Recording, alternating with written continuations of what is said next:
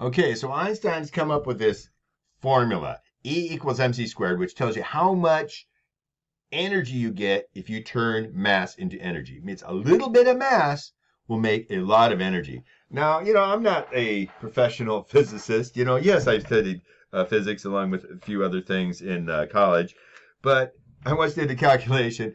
If you got a quarter and how much it weighs, and you could turn it into pure energy, it would be enough to power the entire Seattle metropolitan area for a month. That's how much energy. A little bit of mass makes a lot of energy, okay? We're talking seriously big amounts of energy. So the mass of the sun is actually turning into energy, okay? So let's get back into that and how that all works. So that's what we got going now.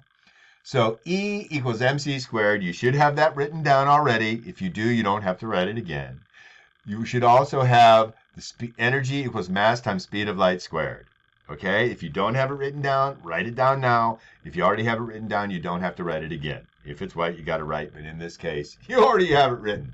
Okay, so here's what's going on in the atom. It's amazing to me that in order to understand what's happening on the astronomical scale, you have to understand what's happening at the super submicroscopic scale too, the atomic scale. So, if you get, where does all that energy come from? This little diagram here, I want to just kind of point out what's happening here. Protons are the positively charged particles that have mass in the atom. I hope you remember that from before because I don't want to teach it all over again, although I'd love to. And then when they combine, when they get scrunched together, what happens is when they lock, I'm pointing to my screen like you can see it. When they lock, the two of the protons turn into neutrons by giving off that positive charge in the form of a positron, which is antimatter. Which antimatter, we don't have like glasses of antimatter hanging around.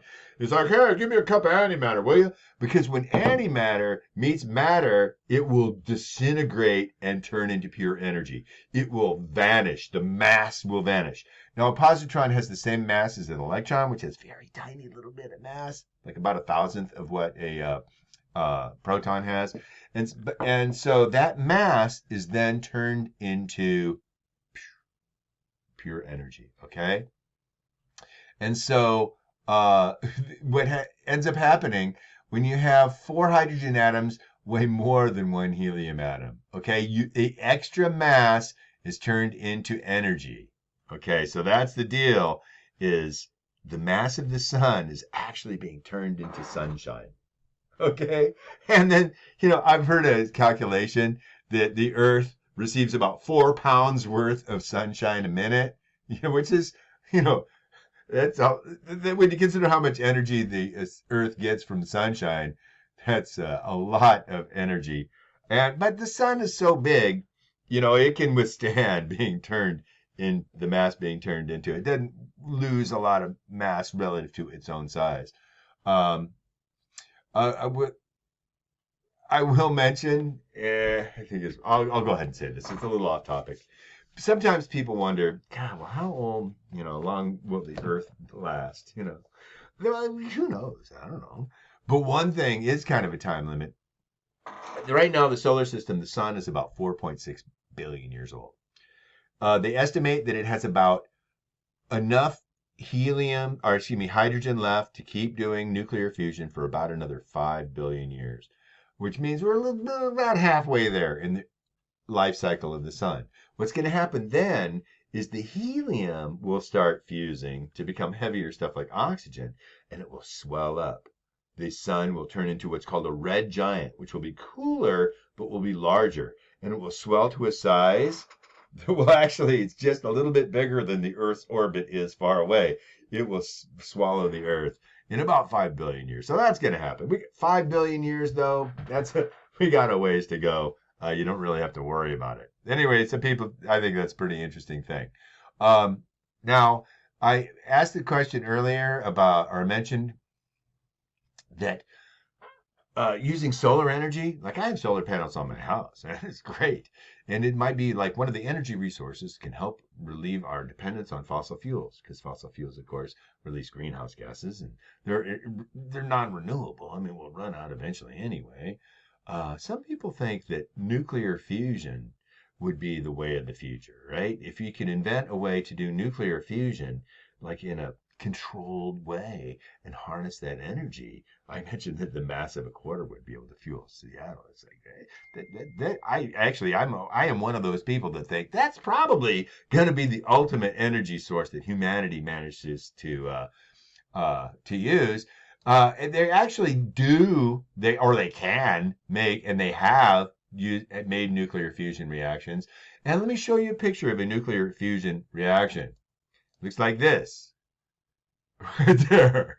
A hydrogen bomb, an H bomb. Like hydrogen is what's in the sun. An H bomb, a hydrogen bomb, is a nuclear fusion type of bomb. Now, there's two different kinds of nuclear weapons or nuclear whatevers. And one of them is fission, where you have uranium and plutonium, heavy, big, giant things that break apart spontaneously and release energy for the same, equals mc squared, a lot of energy. And then you have the H bomb. The H bomb is the bigger of the two. Just as a size comparison here, the A bomb, regular atom bomb, has a destructive area of about 2 miles. So, that would be the size of the ones dropped at the end of World War II, Hiroshima and Nagasaki.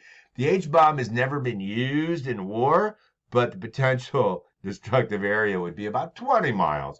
There's a lot of energy released. So that's the problem with trying to harness nuclear fusion. They can make it happen, but containing the energy is the hard part. You can't just make a power plant that's going to blow itself to smithereens. That doesn't work. You got to find a way to make it slow release instead of releasing all at once. That's the challenge. That's the extra credit assignment I'm giving you guys to when you grow up and become nuclear physicists and nuclear engineers. Figure out a way to harness peaceful use of hydrogen fusion, nuclear fusion.